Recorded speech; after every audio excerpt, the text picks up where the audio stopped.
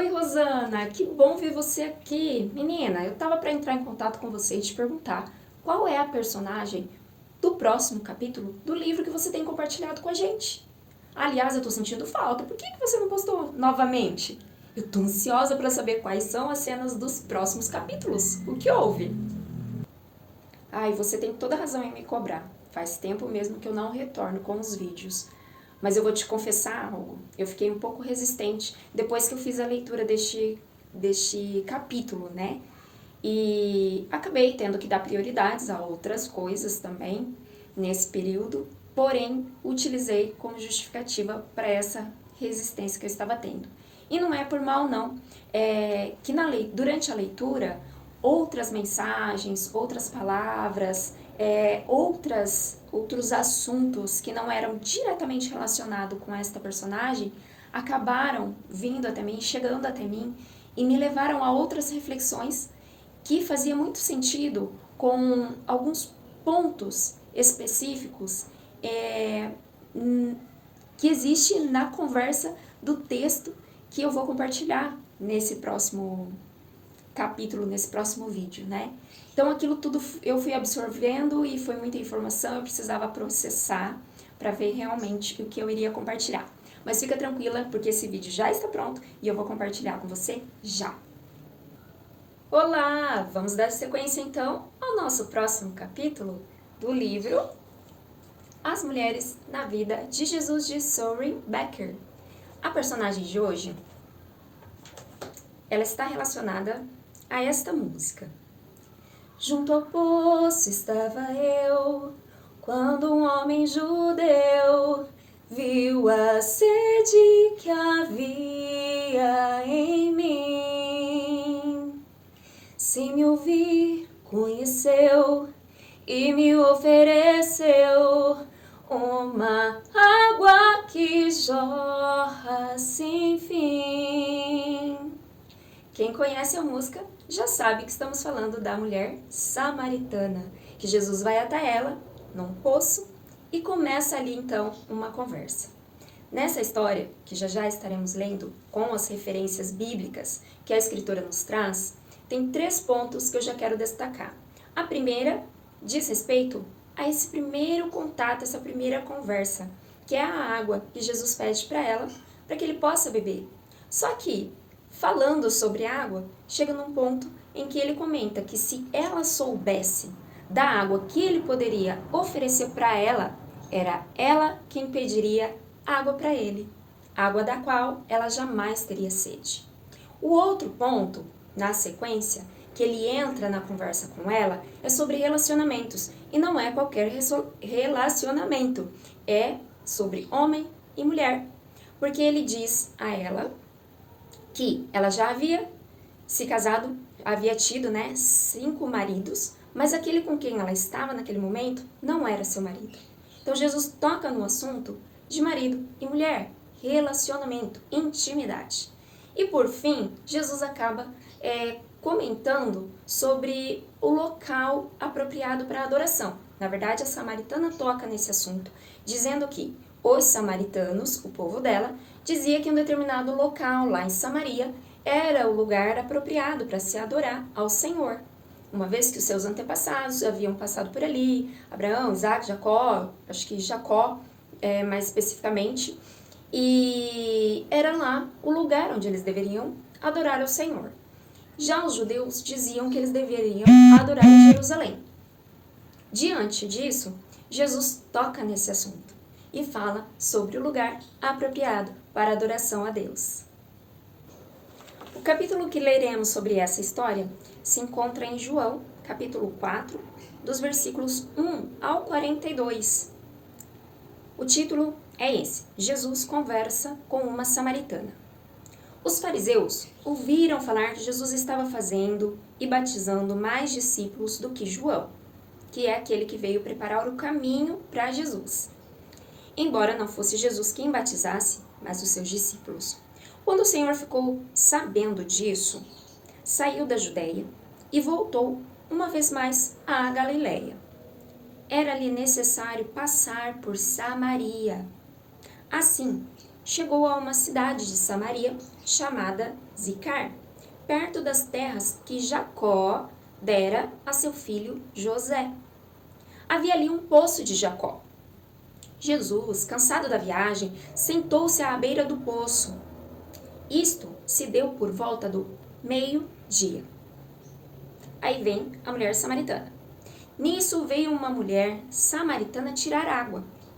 Disse-lhe a Jesus, ela veio até o poço, mas Jesus inicia a conversa com ela. Dê-me um pouco de água.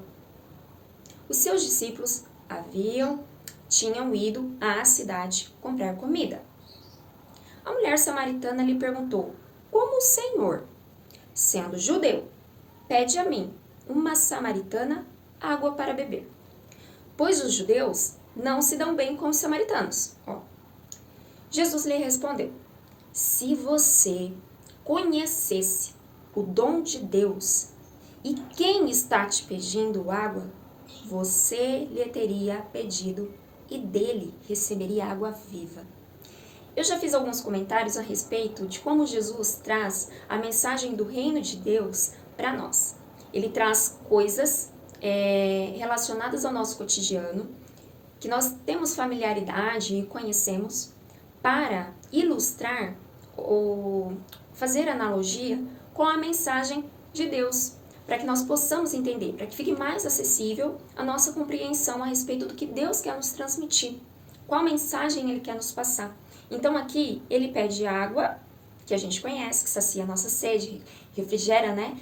Dá aquele alívio, principalmente nesse momento em que eles estavam aqui conversando, que era no sol, pleno sol, meio-dia, ali o sol escaldante na cabeça e tal.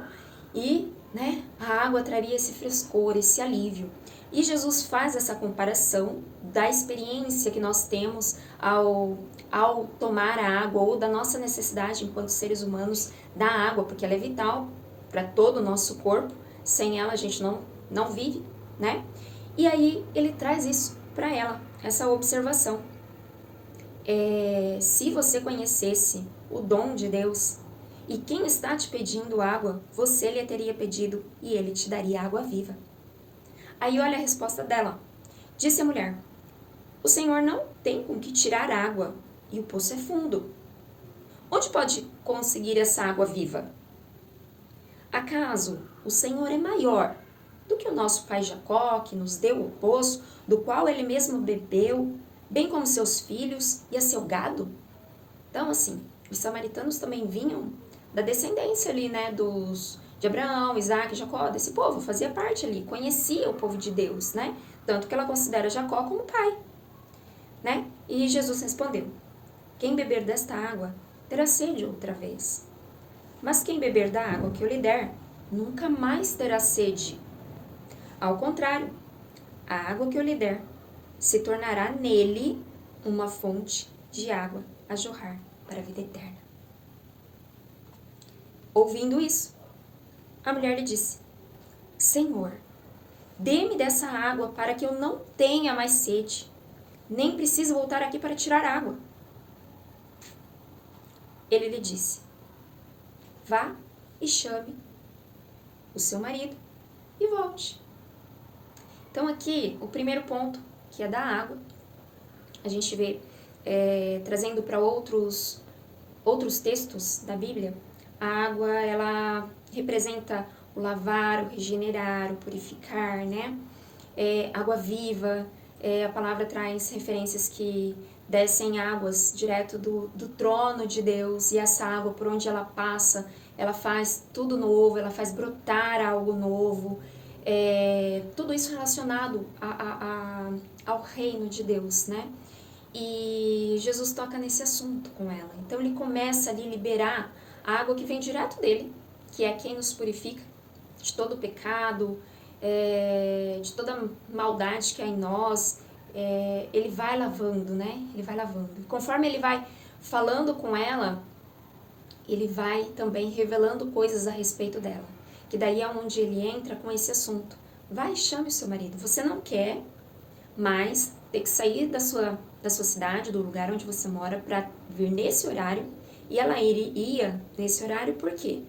Porque ela não tinha muitos amigos, digamos assim. Talvez a história dela não era vista de uma forma muito positiva, de acordo com o que a gente ouve com diversas pregações. Eu não sou pastora, gente. Eu leio a palavra, reflito sobre ela e estou aqui compartilhando um pouco das impressões que eu tenho tido, né, para vocês.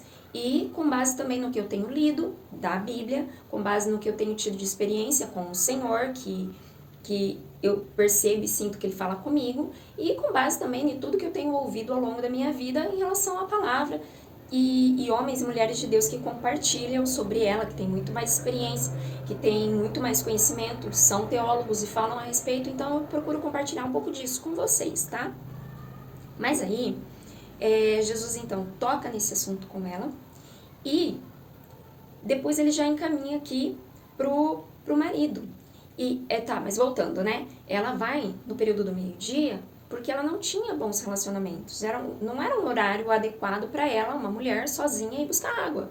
Geralmente, as mulheres iam, isso era um trabalho da mulher que ela fazia, só que era no início do dia, era de manhã. E ela não, ela vai sozinha no poço, ao meio-dia, no pior horário, ou seja, onde ela não encontraria ninguém. Por quê? Porque não tinha bons relacionamentos, né? E aí Jesus toca nesse assunto. Vá, chame o seu marido e volte.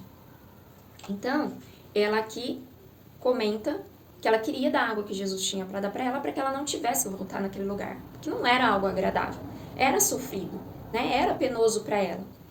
E aí Jesus fala sobre isso. A resposta dela: não tenho marido, respondeu ela. Disse-lhe Jesus: você falou corretamente, dizendo que não tem marido. O fato é que você já teve 5, e o homem com quem agora vive não é seu marido.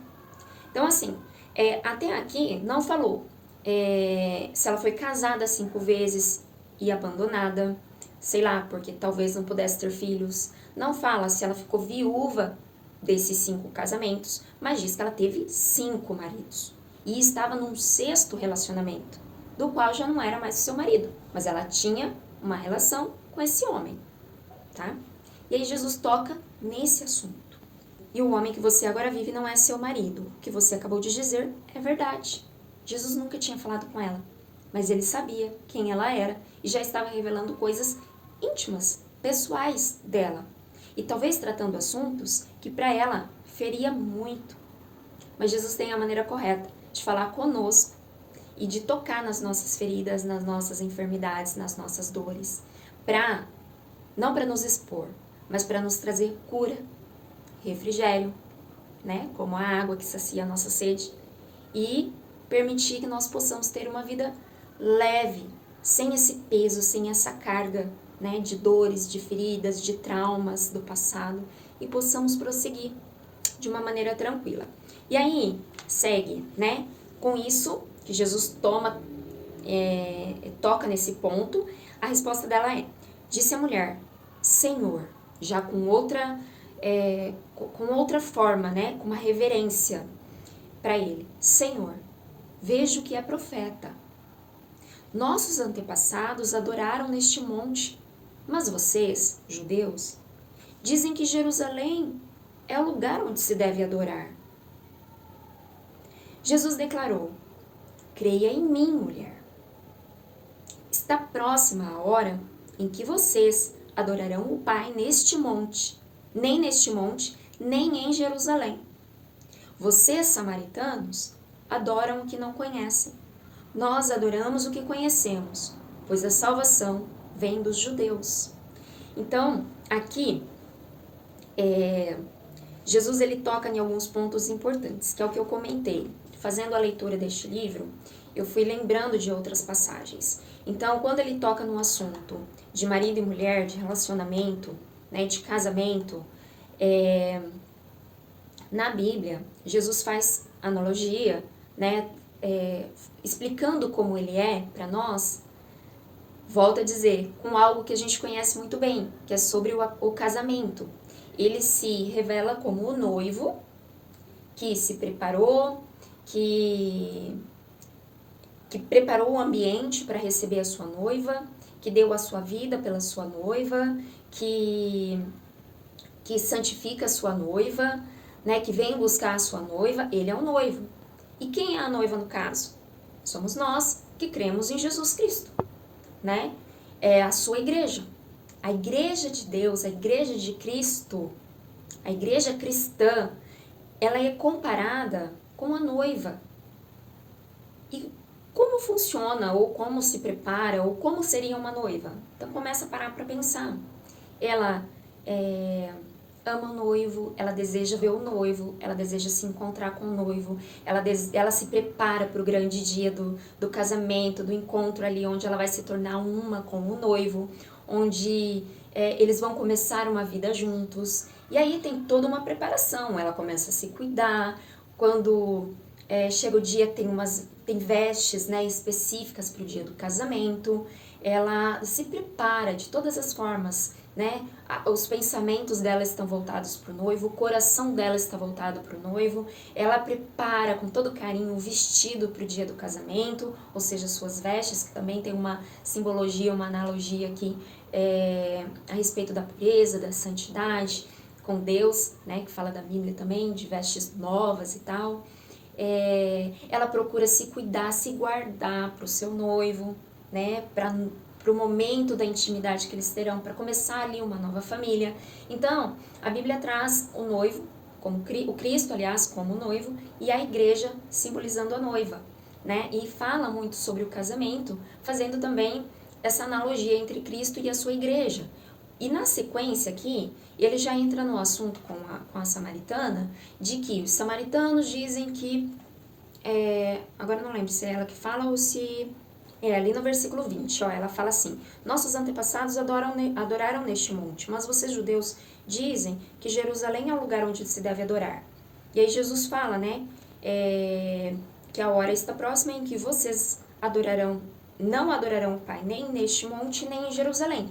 Então ele sai desse ponto que ele toca sobre relacionamentos e já traz para a relação que a igreja deve ter com Cristo.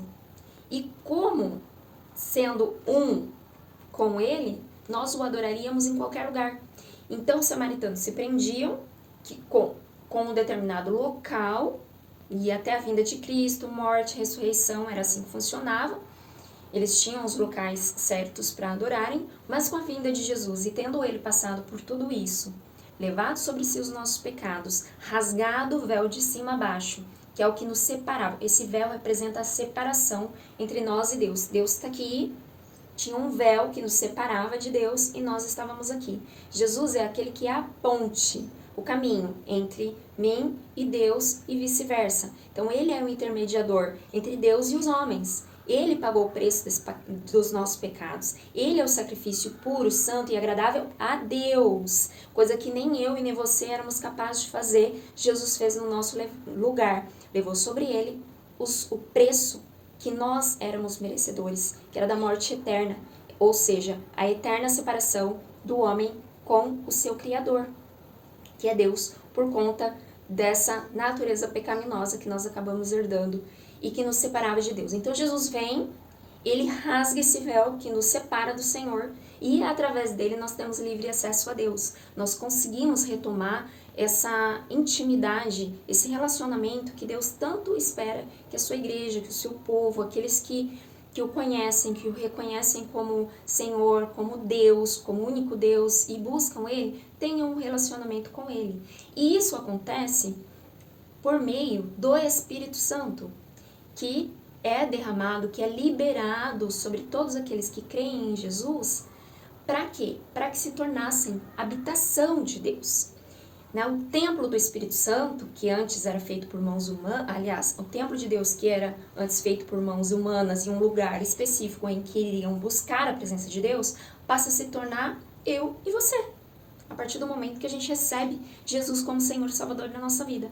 Então o Espírito Santo vem, nos testifica que é o Espírito de Deus, passa a habitar em mim, e aí eu já não tenho um local específico para adorar o Senhor. Pelo contrário, se eu sou templo, morada de Deus, onde quer que eu vá, Deus está presente. Então, em todo momento, em qualquer lugar onde eu esteja, é momento de estar em adoração e de adorar ao Senhor. Então, ele já sai desse ponto, né? de relacionamento, né, entre ela e o seu marido.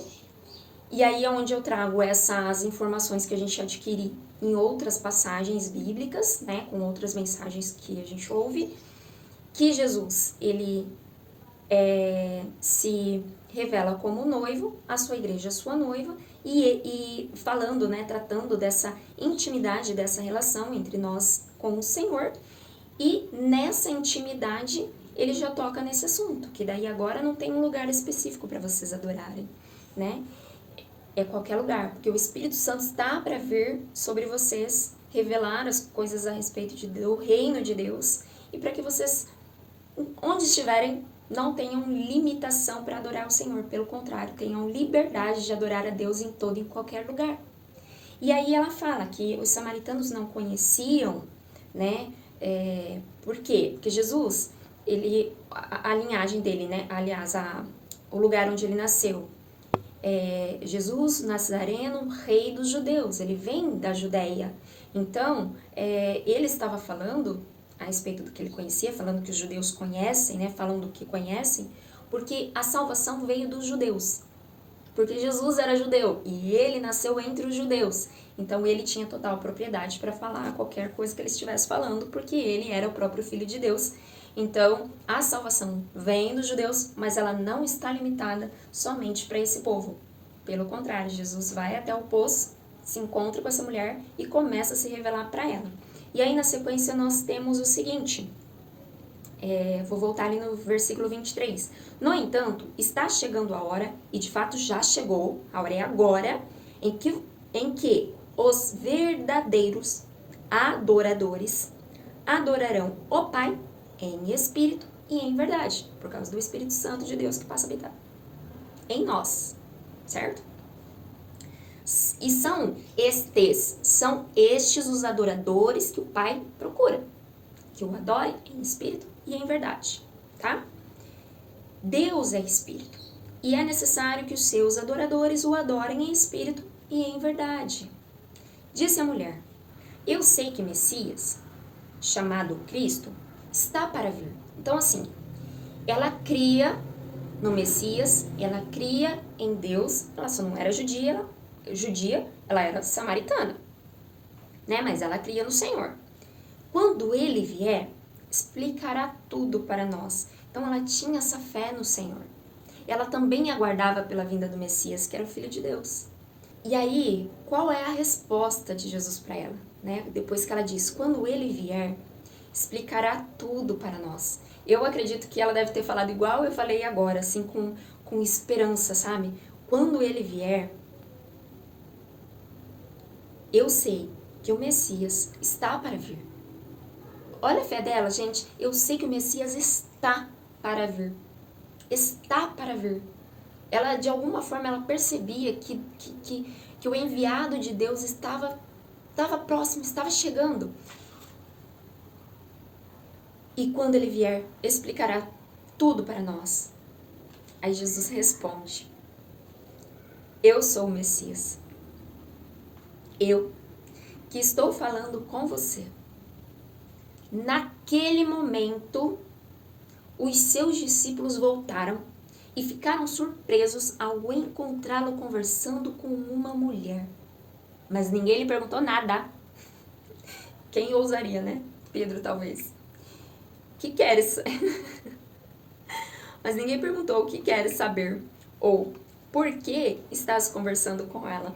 Então, deixando o seu cântaro, sua vasilha, né, de água ali para pegar água, a mulher voltou à cidade e disse ao povo, venham ver o homem que me disse tudo o que tenho feito. Será que ele não é o Cristo? Então saíram da cidade e foram para onde ela estava. Enquanto isso, os discípulos insistiam com ele, mestre, comam alguma coisa. Mas ele lhes disse, tenho algo para comer que vocês não conhecem. Então os seus discípulos disseram uns aos outros, será que alguém lhe trouxe comida? Tá vendo, gente? Aqui mais uma vez mostra que Jesus fala de coisas espirituais através de coisas que nós conhecemos. Só que a forma como a gente conhece nos leva a entender outras coisas. Então, ele fala de um alimento que não é físico, que é o que alimenta o nosso corpo, mas Jesus está falando de um alimento que alimenta o espírito, né? E aí, a sequência, Jesus diz assim: a minha comida é fazer a vontade daquele que me enviou e concluir a sua obra. Aqui, só voltando para a mulher, porque já vai seguindo, né, o texto, quando Jesus se identifica para ela, a primeira reação dela é fazer o quê? Deixar o que ela estava fazendo. Ela foi para lá buscar água debaixo de um sol escaldante. Ela tem uma conversa com Jesus, ela deixa o cântaro dela e corre para a cidade. Ou seja, para um lugar onde ela não era muito bem vista, onde ela não tinha muitos relacionamentos bons, mas mesmo assim, o que ela faz? Ela corre. Corre para anunciar que o Messias poderia estar ali, naquele poço. Poderia ser ele, né? Que ele já tinha se revelado, né? Será que o Cristo já não está entre nós? Né? Será que ele não é o Cristo? Então, ela vai contar para a cidade. Ela já não leva em consideração o que aconteceu antes da conversa, o que aconteceu na vida dela antes da conversa que ela teve com Jesus. É como se tudo aquilo já não fizesse tanto sentido, já não trouxesse tantas dores, já tinha mudado a vida dela. Era outra coisa. Ela já via a vida com outros olhos, ela já enxergou o povoado dela, as pessoas, os seus vizinhos, com outros olhos, e ela foi lá. Ela não guardou para ela essa mensagem, ela não guardou para ela a presença do Cristo que estava logo ali perto. Ela foi para junto dos seus, anunciou para a cidade e foi uma galera junto com ela. E aí, Jesus continua aqui conversando com os discípulos, né? E ele fala assim: vocês não dizem, daqui a 4 meses haverá colheita? Eu digo a vocês, abram os olhos e vejam os campos. Eles estão maduros para a colheita. Aquele que colhe já recebe o seu salário. E não colhe, aliás, já recebe o seu salário e colhe fruto para a vida eterna, de forma que se alegram juntos o que semeia e o que colhe. Assim, é verdadeiro o ditado: um semeia e outro colhe. Eu os enviei para colherem o que vocês não cultivaram. Outros realizaram o trabalho árduo, e vocês vieram a usufruir do trabalho deles. Aí chegam os samaritanos. Muitos samaritanos daquela cidade creram nele por causa do seguinte testemunho dado pela mulher: ele me disse tudo o que tenho feito. Assim, quando se aproximaram dele, os samaritanos insistiram em que ficasse com eles. E ele ficou 2 dias. E por causa da sua palavra, muitos outros creram e disseram à mulher: agora cremos, não somente por causa do que você disse, pois nós mesmos o ouvimos e sabemos que este é realmente o Salvador do mundo. Então, aqui Jesus traz outra analogia, né? Ele fala a respeito do campo. Os agricultores, quem trabalha, né, com produção agrícola aí, sabe? Olha para o tempo, avalia as estações, sabe o momento certo de plantar, quando é a época que vai vir a chuva, quando vai ser a época da colheita. Eles analisam o tempo, observam tudo isso e diante desse conhecimento eles plantam e sabem quando plantar, quando regar, né, ou adubar, preparar a terra, todo esse processo, e quando eles vão poder colher e se preparam para a colheita. E aí Jesus, né, ele usa também essa metáfora e explica isso para os discípulos. Falando isso para eles, ele vê os outros, né, samaritanos que acompanham esta mulher para falar com ele, para ouvir a palavra de Jesus também. E quando Jesus fala que a colheita está pronta, né, na linguagem do reino de Deus é essa. Tem pessoas querendo ouvir a respeito do Senhor. Tem pessoas sedentas, tem pessoas machucadas que precisam dar atenção. E Jesus, ele veio e ele continua fazendo isso com todo aquele que o busca, né, de ouvir as nossas dores, as nossas dificuldades, de nos ouvir, né, de se relacionar de fato conosco e de nos dar palavras que nos tragam cura, que nos tragam libertação e que nos conduz à salvação e uma vida diária de busca pelo Senhor, né, de dependência de Deus, de confiança nele, de viver uma vida na dependência dele todos os dias, né, e poder desfrutar aqui na terra, no tempo de vida que nós tivermos, dessa presença de Deus que nós poderemos desfrutar depois no céu por toda a eternidade, né? E de uma maneira totalmente diferente. Mas enquanto nós estivermos aqui, o Senhor também tem bênçãos, né? Para derramar sobre nós e para nós desfrutarmos. Esse lugar aqui não é só de passagem. É um lugar de poder provar um pouquinho, muito pouco, algo muito distante do que nós podemos viver e desfrutar na eternidade, na presença do Senhor. Então, essa é a palavra de hoje. Ela mexeu muito comigo por conta disso, porque o Senhor, Ele vem, Ele é essa água. E todo aquele que se deixar ser cheio, se permitir ser cheio do Espírito Santo, dessas pessoas, a palavra diz, que fluirão rios de água viva e que vai saciar a sede de muitos, né? E esse outro ponto, que é do relacionamento entre o noivo e a noiva, entre Cristo e a igreja, e essa vida de intimidade e dependência do Senhor, que Ele tanto deseja que você e eu tenhamos com Ele. E Ele está constantemente buscando meios de nos atrair para perto dele, para esse relacionamento que Ele deseja ter conosco. E só que Ele deixa isso por nossa escolha. Então essa escolha é nossa.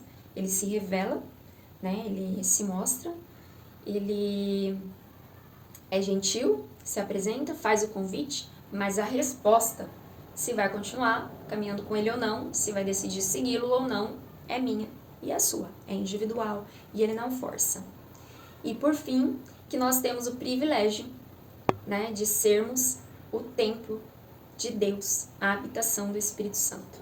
E termos Ele 100% do tempo, né, com a gente, em nós, do nosso lado. E, enfim, Deus é onipresente, está em todos os lugares, é onisciente, tem um conhecimento de todas as coisas, e é onipotente, tem todo o poder, toda a autoridade, e Ele não cabe, Deus é tão grande, Ele não cabe numa caixinha que a gente queira colocar Ele. Então Ele está aqui do meu lado, Ele está aqui em mim, Ele está no céu, Ele está aí com você. Ele está em todos os lugares.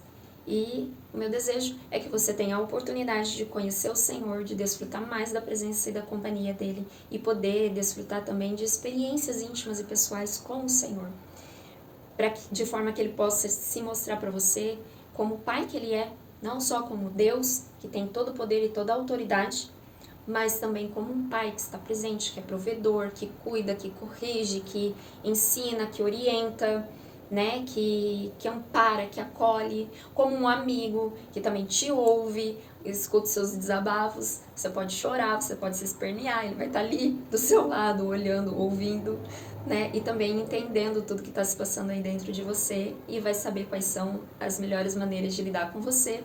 E tem o Espírito Santo, que é aquele que nos ajuda a entender as coisas de Deus. É tipo o intérprete, né? Deus fala de um jeito que a gente não compreende, mas o Espírito Santo, como tradutor, vem e nos traduz a mensagem que Deus tem para nos falar. E assim nós somos guiados e direcionados dia após dia pelo Senhor para desfrutarmos da história que Ele escreveu para nós. Porque tem uma história que é perfeita, que Deus escolheu para mim, escreveu, aliás, para mim e para você, antes de sermos formados no ventre da nossa mãe, tá?